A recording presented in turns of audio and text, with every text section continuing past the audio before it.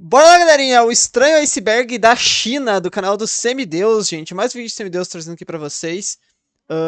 Vocês sabem que praticamente não, né? Todo vídeo que o Semideus tá postando ultimamente, eu tô trazendo aqui pra vocês. E esse particularmente me animei muito, né, cara? Depois daquele iceberg do Japão que ele fez. Acho que o da China era natural que ele fizesse eventualmente. E tô animado, cara. Tô animado pra ver. Confesso pra vocês que eu não sou o maior conhecedor de história da China, não, cara. Sinceramente. Você até manjo de algumas coisas ali, mas não é muita coisa, não. Então, acho que vai ser bem interessante, que vai ter muita coisa nova, muita coisa que a gente nunca viu aqui no canal, tá bom? Deixa eu dar uma escondida na minha testa, que tá feia, né? Mas relaxa, gente. Não é tanta calvície, é de família, tá bom? Todas as pessoas da minha família têm uma testa grande, então não reparem. Gente, eu não lembro o que eu ia falar, enfim. Eu ia falar alguma coisa, mas me perdi, então é isso. Espero que vão deixando o like, se inscreva no canal, tem vídeo todo dia, meio-dia, 7 da noite. O link do vídeo original tem na descrição. Passe nada de like, se inscreva, se possível, considere se membro do canal que vai estar me ajudando demais, tá bom? Lembrando que estou postando um vídeo a cada 2 dias lá no Membros. Vou postar um vídeo hoje, se tudo der certo, tá bom? Um vídeo inclusive um pouco maior do que eu geralmente posto lá. Espero que vocês gostem, tá bom? Espero que vocês assinem o membro lá pra dar aquela força pro canal. Além disso, entrar na comunidade do Discord do nosso canal lá, pra trocar uma ideia sempre. E também no meu canal 2, que eu tô produzindo o Iceberg das Religiões, que vai estar saindo aí no dia 30, tá bom? Enfim, gente, vambora aí, que acho que vai ser bem da hora esse vídeo. Eu tô muito animado, muito animado. Bora! Alright. Mais um clipe do Ghostmane. Os caras reclamaram que aquela vez eu imitei o Ghostmane nessas animações antigas. Eu não vou fazer dessa vez, mano. Me senti humilhado. Falaram, nunca mais faça isso.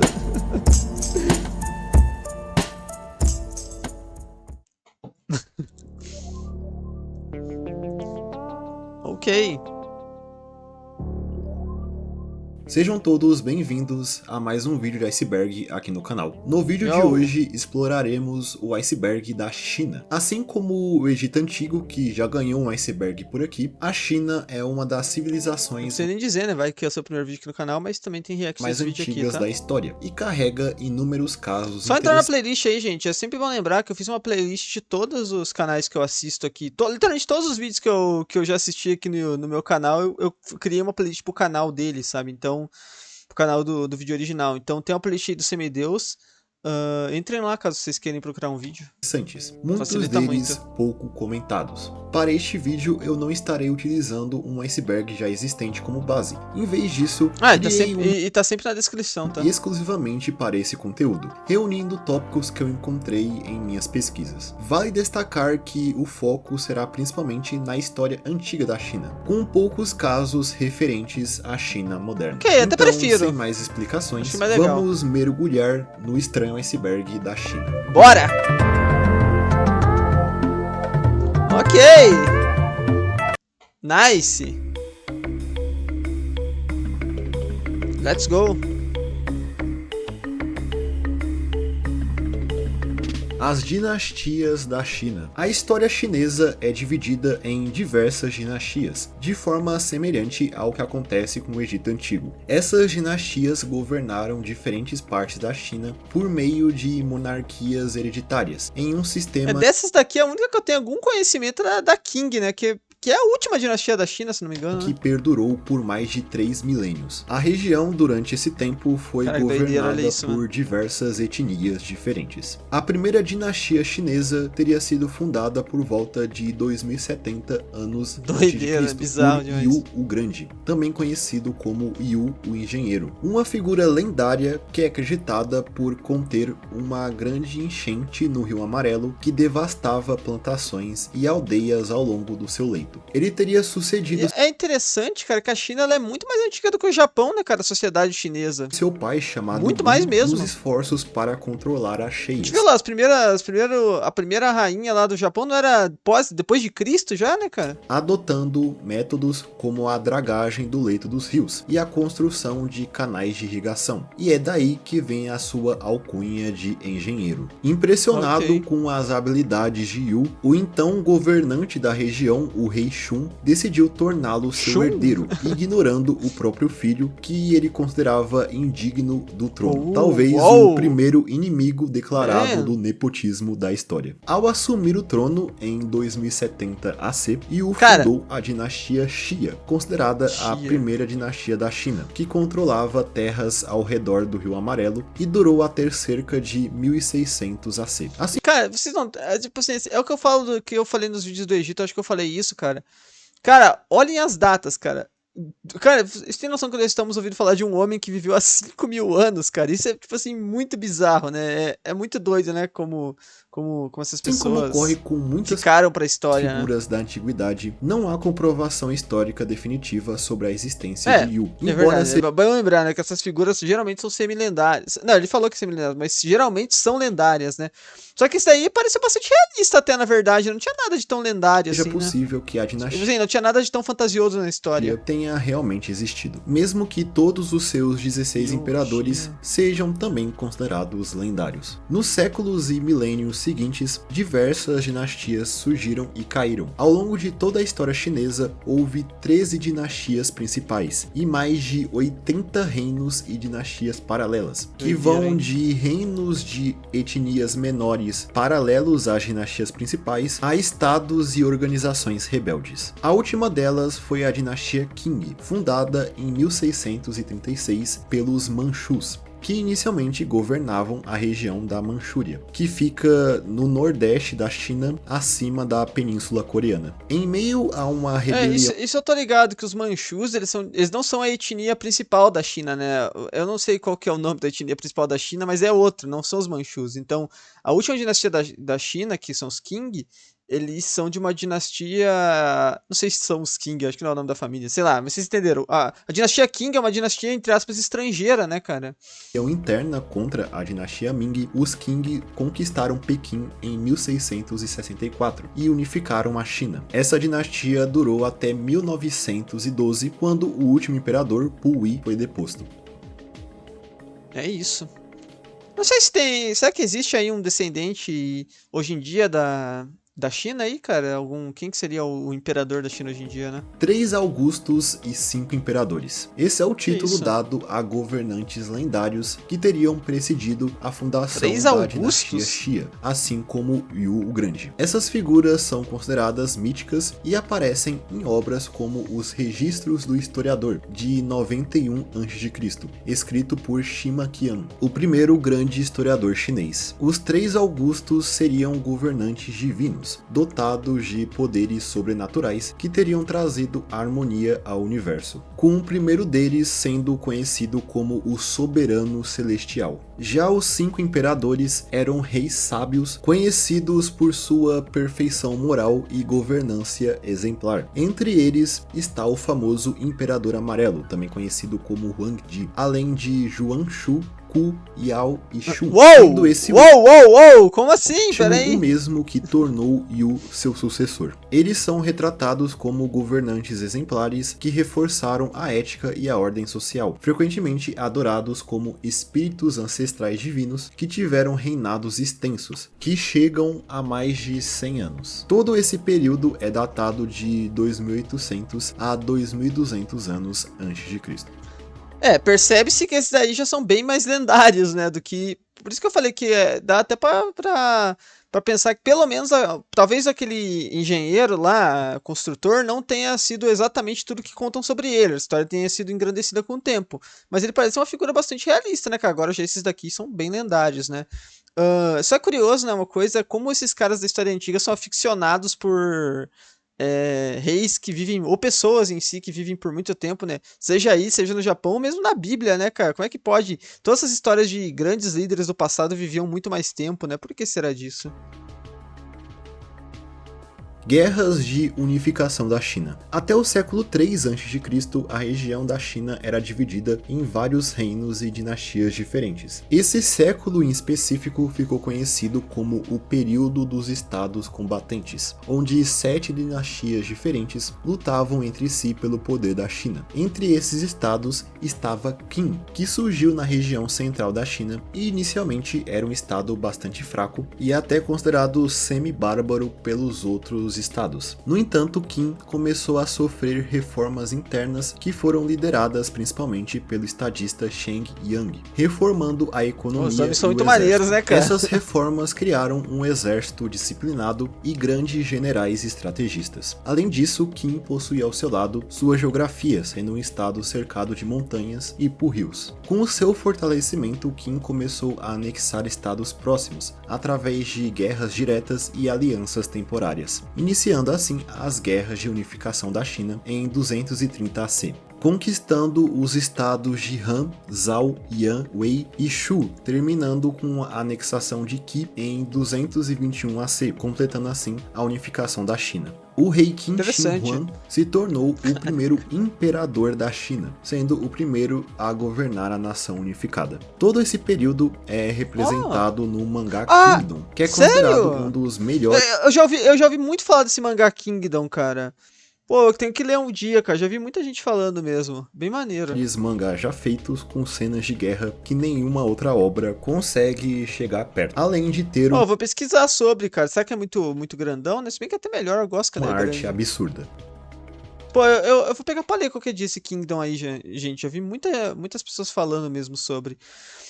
Isso é, cara, como a história da China é maneira, né, cara? E eu fico pensando assim, por que tem tão poucos... Eu queria ver um jogo estilo Ghost of Tsushima, cara, na China, né, cara? Assim, porque, cara, vamos ser sinceros, cara. O Japão é legal, cara, mas sei lá, né, cara? O Japão... Eu não sei, cara. Vou ser sincero assim, cara. Podem me atacar nos comentários. O Japão é um pouco overrated, se você for ver, né, cara? Overrated não, overrated, né? É muito superestimado, às vezes, principalmente a história antiga, né, cara? Porque eu acho que a China é muito interessante, né, cara? Talvez mais interessante do que o Japão. É porque o período que o Ghost of Tsushima pega é muito interessante pro Japão, né? Porque não teria como se fazer na China, porque a China de fato perdeu, né, pros caras. Então, pros mongóis, né? De fato, o Japão, eu exagerei com o Japão tem uma história maneira, assim. Só que eu tô falando isso porque eu vejo muito pouca produção, né? Principalmente de games, assim, sobre a China, né? Porque eu acho que seria muito mais maneiro que a China até, você tem animais mais legais, muito mais diferentes, sabe, do que o Japão. Imagina você tá jogando lá um jogo estilo Ghost of Tsushima e você é atacado por um tigre, tá ligado? É muito mais da hora, tipo, o Japão não tem essas coisas. E, enfim, esse tipo de coisa que eu tava pensando. Tipo assim, a China é uma terra muito mais fantástica, sabe? Do ponto de vista, assim, né?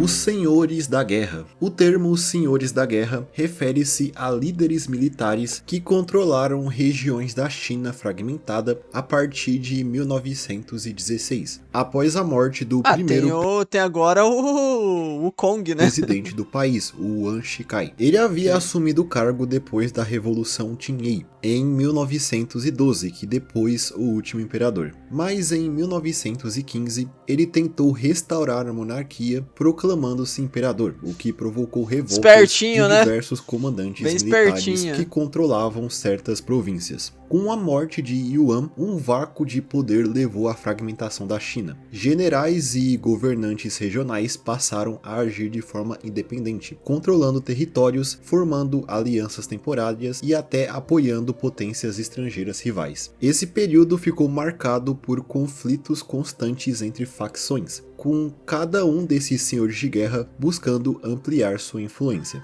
O período dos senhores de guerra durou até 1928, quando, através da Expedição do Norte, o Partido Nacionalista da China, o Kuomintang, liderado por Chiang Kai-shek, conseguiu subjugar alguns senhores de guerra e concentrar poder a partir de 1926. A campanha começou no sul da China, a partir da cidade de Cantão, avançando para o norte contra os exércitos dos senhores de guerra. Essa expedição foi dividida em duas fases. Na primeira fase, o Kuomintang chegou a se aliar ao Partido Comunista Chinês, mas logo ocorreram divisões internas, culminando em expurgos e repressões. Mas isso daí não é uma coisa que é tão estranha não, porque eles, se eu não me engano, eles se unem para enfrentar os japoneses. Aos comunistas. Também. Esse período durou de 1926 a 1927, com a expedição sendo retomada em 1928, resultando na captura de Pequim e enfraquecendo esses senhores de guerra, mesmo que eles continuassem controlando áreas isoladas até o fim da Guerra Civil Chinesa em 1949 e a ascensão da República Popular da China, liderada pelo Mao Tse-tung. Cara, não, assim, não preciso nem dizer que foi um péssimo momento pra você nascer na China no início do século XX, né, cara? Porque vocês perceberam o espaço de tempo que foi aí. Os caras estavam em conflito desde os anos 10 ali até 1940, até quase 1950, sabe? Tipo, foram 40 anos de estado de guerra, basicamente, na China, né? E conseguiu unificar a China continental. Fora que vai vir depois, que vai ser um período super turbulento, né, cara? Do começo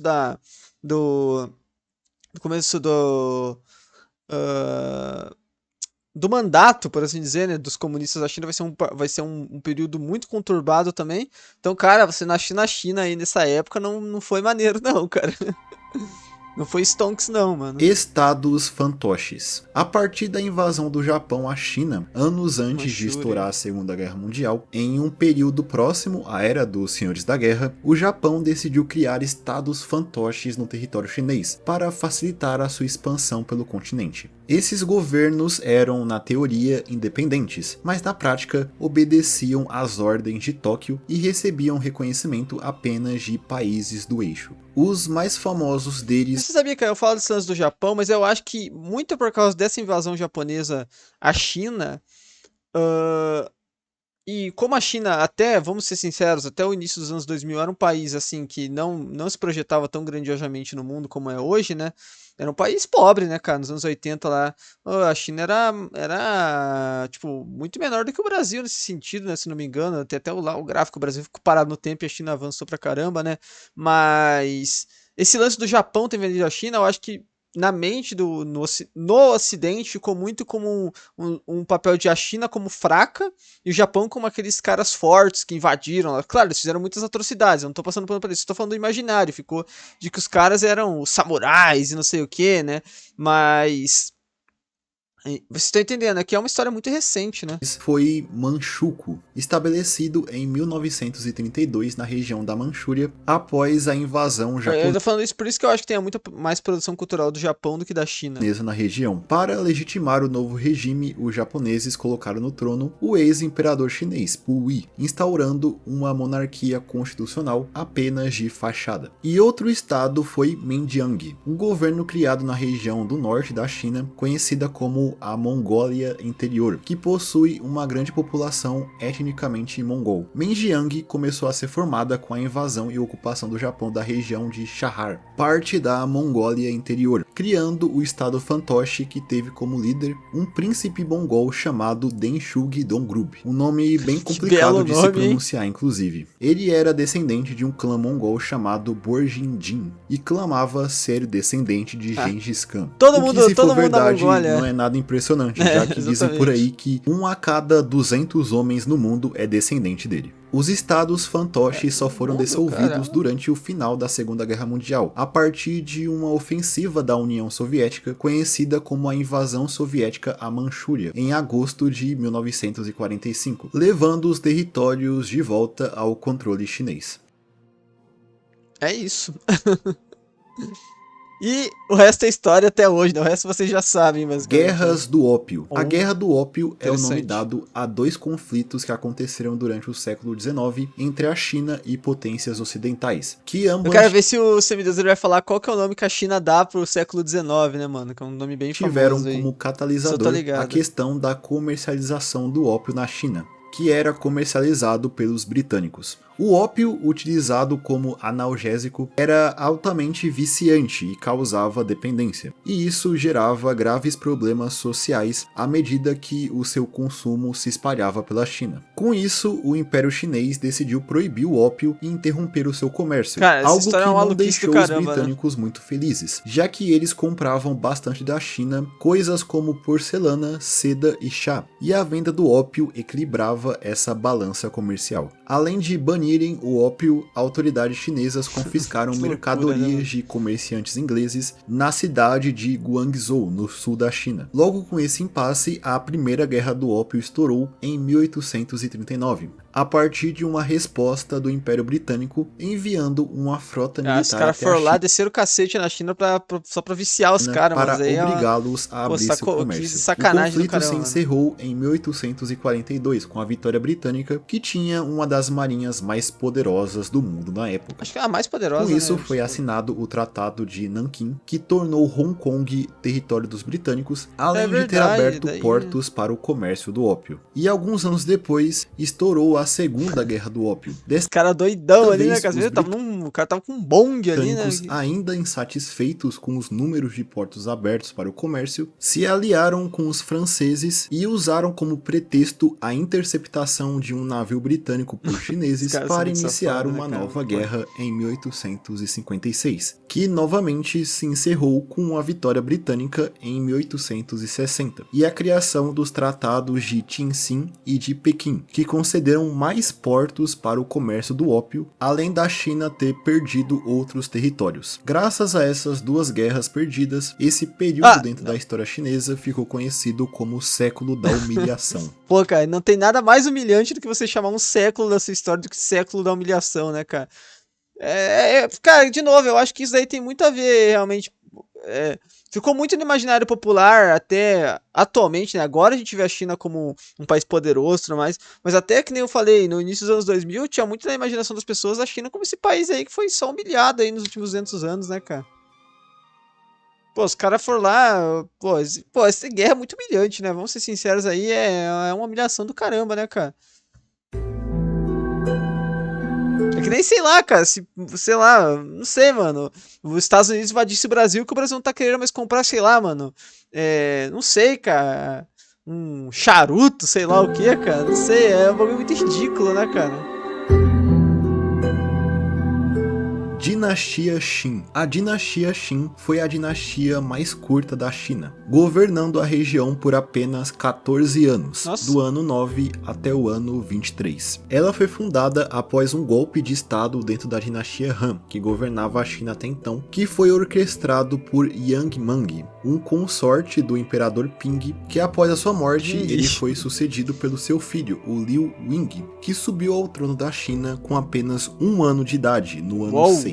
Vendo isso, então, ele não subiu no trono. Mang conseguiu derrubar o imperador recém-nascido e se proclamou o imperador da China, fundando a dinastia Qin. Ele então governou por 14 anos tentando fazer reformas no país, porém ele se mostrou como um imperador ineficiente, caindo durante uma revolta camponesa. Os caras desenhavam uma orelha tão grande assim, né? Agora que eu me liguei. Na até então capital do império, a cidade de Xiangyang, no ano 23. Após a sua queda, a dinastia Han foi restaurada. Esse cara tá de alargador, com a ascensão do imperador Liu Xuan, que era parente dos imperadores anteriores. Alright. Porque as dinastias chinesas são bem longas mesmo, né, cara? Porque ele falou, são poucas realmente as dinastias de verdade, né, nesse período tão longo, né? Só pra vocês verem que lá no Egito são quantos? 30 dinastias? É coisa pra caramba, né? Império Tangut. O Império... Tem menos tempo, né? Porque a China tem 5.000 anos de dinastias, né, cara? Agora o Egito foram 3, né? Tangut, também conhecido como Xia Ocidental ou até Império Xixia, foi um estado que se localizava na região central-norte da China. O Império Tangut foi fundado em 1038 pelo povo Tangut, uma etnia que habitava a região que tinha sua própria cultura, assim como seu próprio idioma e sistema de escrita. Não se sabe muito sobre tanto o povo quanto o Império Tangut, já que seu estado foi obliterado pelos mongóis em 1227, onde boa parte da sua literatura foi perdida para sempre. O Império Tangut então ficou esquecido na história até ser redescoberto conhecimento através de achados arqueológicos durante o final do século XIX. Hoje sabemos bastante sobre a língua e a escrita do povo Tangut, devido a certos fragmentos encontrados que permitiu a sua reconstrução. O sistema de escrita da língua tem caracteres que são muito semelhantes aos caracteres da língua chinesa. Que maluquice, né, cara? Por que um caractere tão, cara? Eu queria, um dia eu tenho que ver um vídeo sobre a história da língua, da escrita chinesa, né? Por que fazer uns algarismos tão... Eu sei que geralmente são palavras aqui, né? Mas é muito complexo, né, cara? Uma coisa que chama a atenção é que, aparentemente, a língua Tangut não foi extinta com a destruição do Império em 1227, já que a última incidência do uso da língua é encontrada nos pilares Tangut Dharani, 2 pilares de pedra com inscrições em Tangut que são datados de 1502, quase 300 anos depois da queda do Império. Esses pilares são encontrados na atual província de Hebei, que não se localiza nas fronteiras históricas do Império Tangut, indicando que membros do povo viviam em outras regiões fora do Império e parte do povo sobreviveu à queda dele. Por causa desse achado, não se tem a língua, né? certeza de quando exatamente a língua Tangut foi extinta, porém muito provavelmente foi bem próximo à construção desses pilares. O povo Tangut também já não existe mais, com eles provavelmente tendo sido assimilados por outro povo. Que interessante, né? Caramba. Muito legal. Uou, Giga Shed! An Lushan. An Lushan foi um dos maiores rebeldes da história da China. Se acredita que ele nasceu em 703, tendo origens de povos túrquicos, como a civilização Sogdia, que governava regiões que hoje fazem parte de países como os... esses caras, esses povos turcos aí foram pra todo lado numa época, os caras causaram caos na história, né, Cazaquistão, sendo praticamente um estrangeiro para os chineses da dinastia Tang, que governava a China Tang na época. Não é uma marca de suco, não? Porém, ele ganhou notoriedade após defender a fronteira norte da dinastia em 751, ganhando assim o respeito do imperador Xuanzong, que deu a ele o controle de territórios no norte da China, o tornando um poderoso líder militar. Mas isso durou pouco, já que em 756 An Lushan se rebelou contra a dinastia Tang, fundando a sua própria dinastia, a dinastia Yan, iniciando uma guerra civil que tem tanta história bizarra e traição que parece até uma história que saiu diretamente de Game of Thrones. O exército de An Lushan inicialmente teve êxito e ganhou algumas batalhas, conseguindo até mesmo capturar a capital do império, Chang'an. Mas durante a captura, o imperador não estava na capital, tendo deixado ela antes da conquista. Porém, mesmo com as vitórias, a recém-criada dinastia Yan sofria de diversos rompimentos internos, que causou o assassinato de An Lushan em 757, que foi morto pelo seu próprio filho, o An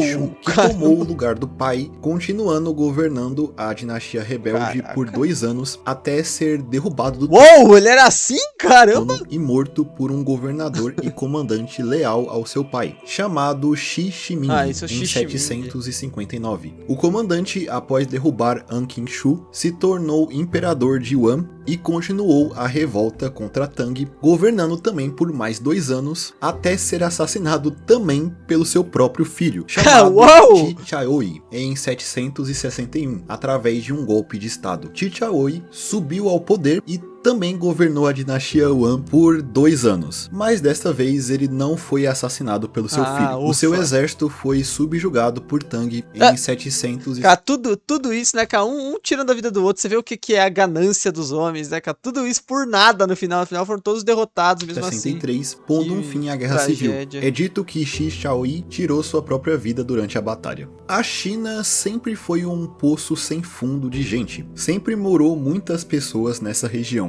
E por isso, as guerras na China sempre têm um número assustadoramente alto de mortes, tanto de militares quanto de civis. E o número exato de mortes durante a Guerra Civil de Anlushan é incerta. Porém, analisando censos feitos antes e depois da guerra, é possível encontrar dados bem assustadores. Existe um censo datado de 755 que registra uma população de 52 milhões de habitantes na China. Porém, isso é um número, tipo assim, cara, se você imaginar 52 milhões de pessoas naquela época, tipo, é um número muito assustador, cara. O censo feito após a guerra, em 764, registrou apenas 16 milhões não é possível. Não é possível. Não, isso aqui. Ah, não. Isso aqui, isso aqui é ilógico, cara. Não faz sentido. Me desculpe, cara. Alguém registrou errado esses números aqui, cara. Isso é humanamente impossível ter falecido 40 milhões de pessoas num conflito. Que isso, cara? Pô, de eu tô habitantes, brincando, não é possível, ou seja, cara. uma redução de 36 milhões de pessoas, existe, o que é um número absurdo de não perdas existe. para uma guerra. Isso equivale a 2/3 sentido. da população do Império e 1/6 da população mundial na época. Se essa queda populacional estivesse de não, isso aqui não faz sentido, cara. Isso daqui não é possível, isso daqui, fato atrelada à rebelião de Anlushan, esse seria de longe um dos conflitos mais mortais da história antiga. No entanto, essa queda, apesar de considerar baixas da guerra, também pode ser fruto de imprecisões, afinal... Não, com certeza, cara. Não tem como, cara. Que isso, cara? Pô, cara, que isso? Só foi um expurgo, cara. Os caras indo de cidade em cidade expurgando as pessoas, porque não faz sentido, cara. É um número assim... Cara, não conheço um outro conflito no mundo que seja com números parecidos com isso, cara. Não, vale lembrar, isso aconteceu no século VIII, assim como imigrações em massas de povos que se moviam de uma região para outra na China, podendo gerar imprecisões. Não faz sentido esse número. Recuso acreditar nisso.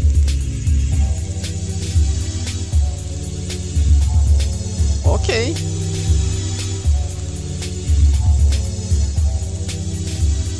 Gente, chegaram até aqui, por favor, deixa o like, se inscreva no canal, não custa nada, vocês vão estar me ajudando muito, muito, muito mesmo. Pô, minha testa tá grande hoje, tá me incomodando, cara. Eu coloquei esse fone aqui, coloquei ele errado, mano. Aí, agora sim, ó. Deixa um like, se inscreva no canal, não custa nada, isso vão estar me ajudando muito. Além disso, torne-se membro aí, pra dar aquela força. Eu tô postando vídeo aí a cada 2 dias lá, então, por favor, se torne membro pra ter vídeos exclusivos. E além disso, entre na nossa comunidade do Discord e no meu canal 2 lá, que eu tô produzindo meu iceberg das religiões lá. Tenho certeza que você vai curtir, tá bom? Então, vai ser dia 30, tá bom?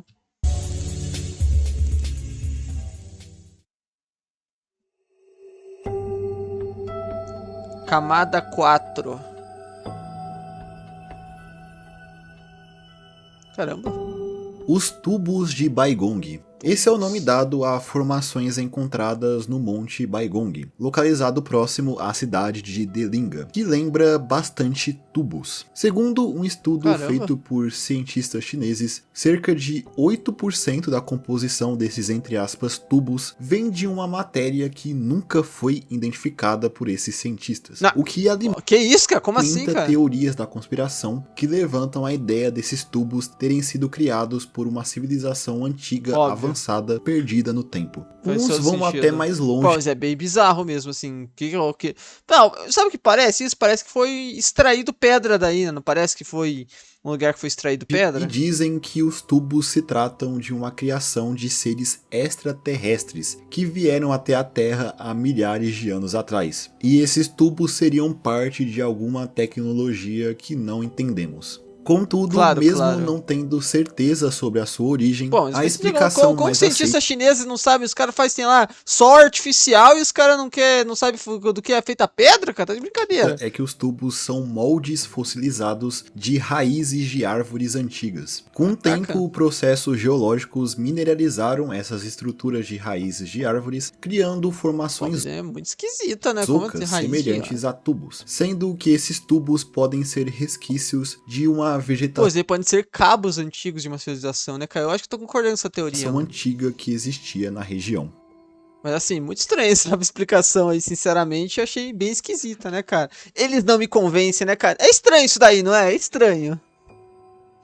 Eita, a Bela de Lulan. Esse é o nome de uma múmia de uma mulher que foi encontrado na província de Xinjiang em 1980 por um arqueólogo chinês. A múmia chama atenção por 2 fatores: a sua ótima conservação e os seus traços que não se parecem com traços asiáticos. Caramba, que interessante. Na verdade, a múmia tem uma aparência bastante europeia. Seu nome é dado a partir do Mas antigo reino de Lulam, que existia na região onde ela desde foi que ano encontrada será? entre o terceiro e o quarto século. Junto dela foram encontradas mais múmias que foram chamadas de múmias de Tarim, onde a Bela de Lulam é a mais bem preservada, com ela datando de cerca de Olha que 1800 anos interessante. antes de Cristo. Sua preservação não foi intencional, sendo gerada graças às condições do deserto onde ela foi encontrada. Se acreditava inicialmente que a mulher era parte da etnia uigur, que é atualmente Os uma uigures, etnia né? Já ouvi minoritária falar. na China, que habita a província de Xinjiang. Os uigures são etnicamente mais próximos de outros povos da Ásia Central, sendo eles mesmos um povo túrquico. Por causa disso, o governo chinês baniu o estudo de DNA da múmia, temendo que esses Caramba. estudos incendiariam o nacionalismo uigur. Caraca. Mas Doideira, mesmo né, com cara? esse banimento, em 1993, um geneticista italiano chamado Paolo Francalati e o sinologista americano Victor Henry Mer conseguiram uma amostra do tecido da múmia para estudos. Inicialmente, o governo chinês descobriu que os dois estavam tentando sair do país com uma amostra da múmia e confiscaram esse item. Porém, segundo eles, antes deles saírem da China, um cientista local devolveu o tecido para eles sem que as autoridades percebessem. Logo Caramba, a que partir do história, hein? estudo deles, foi confirmado que a mulher tinha sim origem europeia, algo que foi corroborado com outro estudo feito na própria China alguns anos depois, Mas que em ano que é 2007. essa múmia mesmo, Ela cara? pode ter chegado à região de Xinjiang após cruzar a Sibéria. Mas mesmo com essa informação, eu não consegui encontrar informações sobre qual era a origem exata dessa mulher e de qual região ela veio exatamente. Com a confirmação que a múmia não era uma uigur, o governo chinês permitiu que ela fosse exposta em museus. Agora pode, agora pode. Mas o Semideus falou a data. Eu gostaria de saber, cara, a data que ela foi achada. Deixa eu Em ver. 1980 por um arqueólogo chinês. A múmia chama atenção por de uma múmia de uma mulher que foi encontrado na província de Xinjiang em 1980 por um arqueólogo chinês. A múmia chama atenção por dois fatores: a sua ótima exata. Eu acho que ele não falou, cara, porque eu gostaria muito de saber se é uma múmia mais recente, assim, ou se ela tem alguma coisa a ver, assim, com a migração dos primeiros humanos lá no princípio ainda, né, cara? É porque não faria muito sentido, porque os primeiros humanos eram negros, né? E essa mulher aqui é europeia, já de pele branca, né? Não faria muito sentido, só que ela pode ser de uma população ali de caucasianos, por assim dizer, né? Ah, não, não é. Ela viveu por volta de 1800 a.C. Então é interessante, porque é uma mulher. Chegou ali de alguma forma, talvez ela foi comercializada como escrava, talvez ela pode ter sido. Tem muitas explicações pra isso, né? Bem dessa interessante, mulher mano. e de qual região ela veio exatamente. Muito Com legal. a confirmação que a múmia não era uma uigur, o governo chinês permitiu que ela fosse exposta em museus. Ok.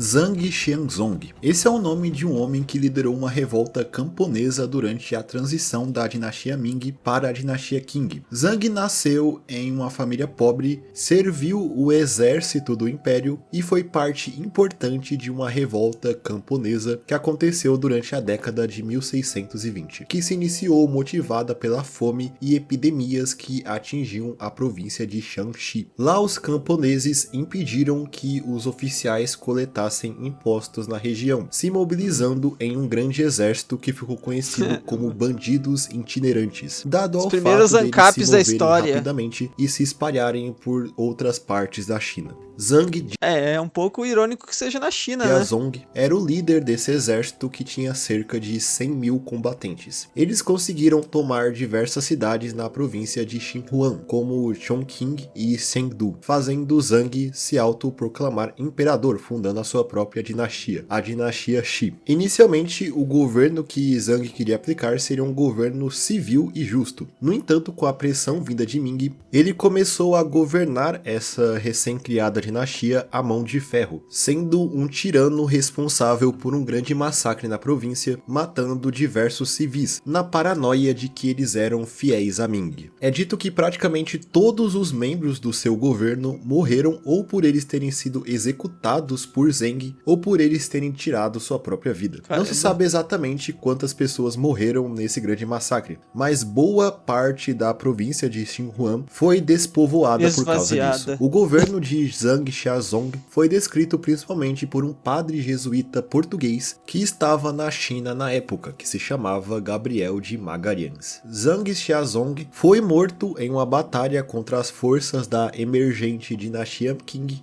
em 647, levando sua curta e sangrenta dinastia com ele. E pelo visto, o Zhang Xiaozong se tornou um boss em um jogo que foi lançado bem recentemente, o Cheng. Ah, ok, achei que era o Wukong, mas é o Cheng. Pô, eu queria muito jogar o Wukong, mano, mas meu PCzinho, coitado. It's over pra ele. Ji de Xia. Ji foi o último governante da dinastia Xia, a primeira dinastia da China que tem o seu reino posto entre os anos de 728 a 1675 AC. Ji é lembrado dentro da tradição chinesa como um rei cruel, corrupto, negligente e afundado em luxúria e excessos, que levou a sua dinastia à ruína. Ele construía templos exuberantes se utilizando de trabalho escravo e se cercava de concubinas e ministros corruptos, enquanto demandava altos impostos da população e reprimia de forma brutal rebeliões que surgiam durante o seu reinado. Uma coisa que Ji não gostava era de ser criticado, punindo severamente quem o fazia, o tornando uma pessoa bastante temida. Além disso, ele tinha gostos culinários... É aquilo, né, cara? Essa é a parada, infelizmente, essa é a parada da monarquia, né, cara? Por mais que a galera... Tem muita gente que defende monarquia nesse sentido, falando que a parada boa da monarquia é que você vai ter um jovem que vai estar sendo sempre preparado para ser rei ou imperador, né, cara? O problema da monarquia é que ela, inevitavelmente, chega um momento que um déspota, um cara vai tomar o trono, né, cara? É o destino inevitável. Você pode falar, um contra-argumento para isso, vão dizer que na República isso acontece também, né? É verdade, na verdade... Infelizmente é o destino de todos os governos algum maluco um dia tomar o poder, né, cara? Muito específicos, querendo que sua comida fosse feita com ingredientes de todas as partes da China, com vegetais vindos do noroeste, peixe vindo do mar do leste, temperos vindos do sul e sal vindo do norte. Os empregados que faziam a sua comida de forma errada eram decapitados. Uma das pessoas que incentivava nas histórias esse comportamento em Ji era uma de suas esposas, chamada Mochi, que era descrita como uma mulher muito bela, porém sem qualquer virtude. Certo dia, ela pediu ao seu marido um lago feito de vinho, onde nele os dois navegariam com um pequeno barco, enquanto homens e mulheres... Graças a Deus, bem humildes, né, cara? Maria Antonieta da China Antiga. Tendo uma orgia dentro desse lago. Uou! A opressão e os abusos de Ji enfraqueceram a lealdade dos seus estados vassalos. A China nunca foi conservadora mesmo, hein? Criando um ambiente propício para rebeliões, aumentando o poder e o suporte ao estado de Sheng, que culminou na Batalha de Mingqiao, onde Ji foi deposto e sua dinastia foi encerrada, com o trono sendo ocupado pelo rei Tang de Sheng, que fundou a segunda dinastia da China, a dinastia Sheng. Ji morreu alguns anos depois por uma doença desconhecida. E uma coincidência estranha... Acho que a Sheng e a Tang é a mesma. É que o último rei da dinastia Sheng, chamado Zhou de Sheng, também Sheng? Ué, caraca. era considerado um rei... Pô, o nome do... Pô, aí complica o negócio, né, cara? O líder da dinastia Sheng chama Tang, cara. Caraca... E bastante cruel e negligente com seu povo. O Zhou de Sheng também... mas é porque é assim, né, cara? Geralmente finais de dinastia são assim, né? Com governantes terríveis que geram revoltas populares. Se o governante fosse o melhor do mundo, ninguém se revoltava, né? Afinal de contas. Um mar de vinho, assim como Ji, também sendo considerado o rei que trouxe a ruína de sua dinastia. Ok. O Reino Celestial Taiping. O Reino Celestial de Celestial? Taiping foi um estado fundado em 1851 Ah! por um revolucionário Caramba, bem recente, né? membro da etnia Hakka chamado Hong Xiuquan, que se autoproclamava ser o irmão mais novo de Jesus e o fundador da sua própria versão Uou! do cristianismo. Caramba, isso sim foi. Cara, mas pior que eu acho que eu já tinha ouvido falar disso. Eu sempre confundo. Eu já. Porque eu lembro que eu já citei isso uma vez que eu tinha ouvido a história de um cara que falava que era irmão de Jesus, mas eu achava que era aquele Aum Shinrikyo lá do Japão, mas eu acho que não é. Ficou conhecida como a Sociedade de Adoração a Deus, que apesar de ser baseado no cristianismo protestante, era politeísta e misturava crenças chinesas. Ele teria descoberto ser o irmão de Jesus através de visões divinas que ele teve. Visões essas que ele teve após falhar por 3 vezes seguidas no exame imperial, que servia para selecionar candidatos a vagas dentro da burocracia do império. Basicamente um concurso público da China imperial. Ele fundou a sua própria religião e começou a ganhar seguidores. É dito que rapidamente ele já conseguiu ter mais de 10 mil pessoas dentro da sua religião. Com isso, ele começou a se opor à dinastia Qing, que governava a China. É um baita número, só que não na China, né? Na época, fundando o seu próprio país, que era uma teocracia com ele como imperador. Hong e seus seguidores proclamaram o Reino Celestial da Grande Paz, o seu nome oficial, na cidade de Jintian, atual cidade de Guangxin. Pouco tempo depois, eles conquistaram vastas áreas no sul e centro da China, estabelecendo sua capital em Nanquim, em 1853. Em seu auge, o Reino Celestial tinha mais de 30 milhões de habitantes. Uou! Xiuquan buscava a derrubada da dinastia Qing, que era de origem história maluca, em Manchu e governava a etnia majoritária da China, os Han, buscando a dinastia principal da China é os Han. reino igualitário, moralmente puro e governado segundo os seus princípios divinos. Também buscando a abolição da propriedade privada e a igualdade entre homens e mulheres. Além disso, o Reino Celestial destruiu diversos templos budistas, confucionistas uma grande mistureba, né? e de outras religiões tradicionais da região. Óbvio, né? Isso era óbvio. O reino entrou em conflito direto com a dinastia Qing, iniciando a rebelião Taiping. Essa que é a tal da rebelião Taiping. Eu já ouvi muito esse nome e nunca me liguei do que se tratava. Caramba. Uma guerra civil que durou 14 anos. Já no final da guerra, o Reino Celestial sofria de vários conflitos internos, e a dinastia Qing ganhou o apoio militar de potências ocidentais, como o Império Britânico e a França, que conseguiram repelir a rebelião, encerrando a guerra com a Terceira Batalha de Nanquim em 1864. Hong Xiuquan faleceu antes do fim da guerra, o que fez o seu filho Hong Xiangfu ascender o trono, governando o Reino Celestial por um mês até a queda da capital. A rebelião Taiping é considerada uma das guerras mais mortais da história, sendo a guerra civil mais mortal, com ela tirando a vida de entre 20 milhões a 30 milhões de pessoas. Cara, isso aqui é muito bizarro, cara. É, tipo assim, é um número assim, cara, meu Deus, né, cara?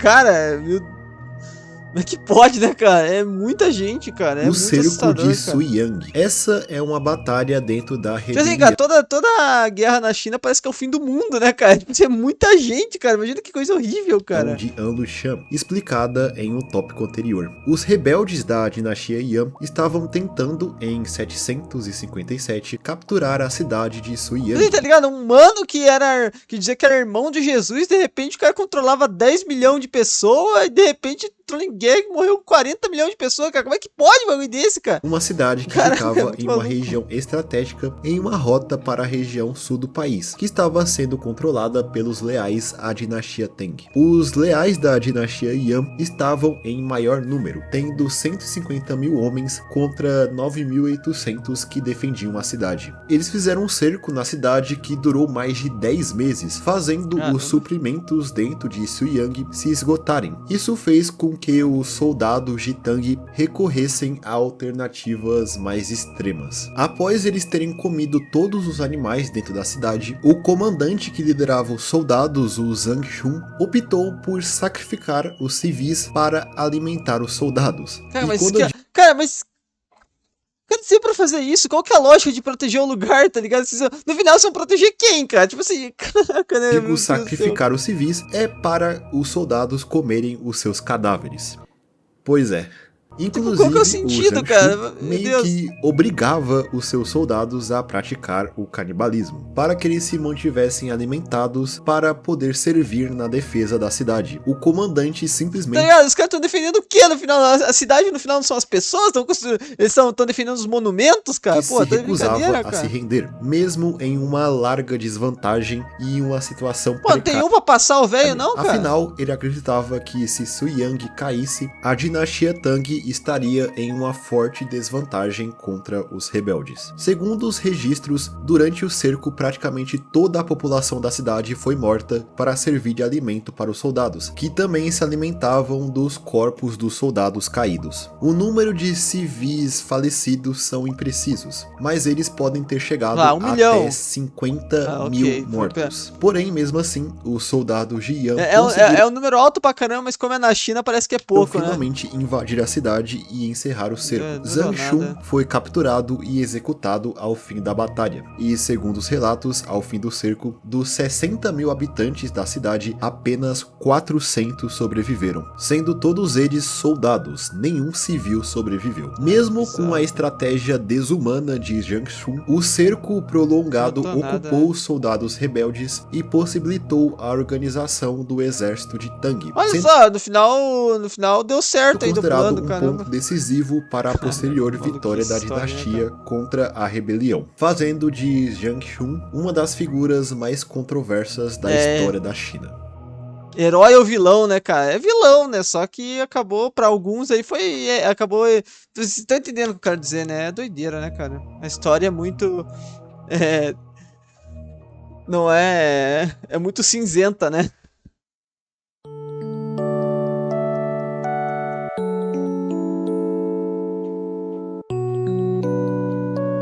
Alright. Então eu acho que é isso. Essa Muito foi a bom, hein, nossa. gente? Foi muito legal. Ai, esqueci de dar like. É muito legal o vídeo, gente. Fiquei muito feliz vendo esse vídeo. Gostei demais mesmo. Espero que vocês tenham gostado aí tanto quanto eu, tenham se divertido aqui assistindo comigo.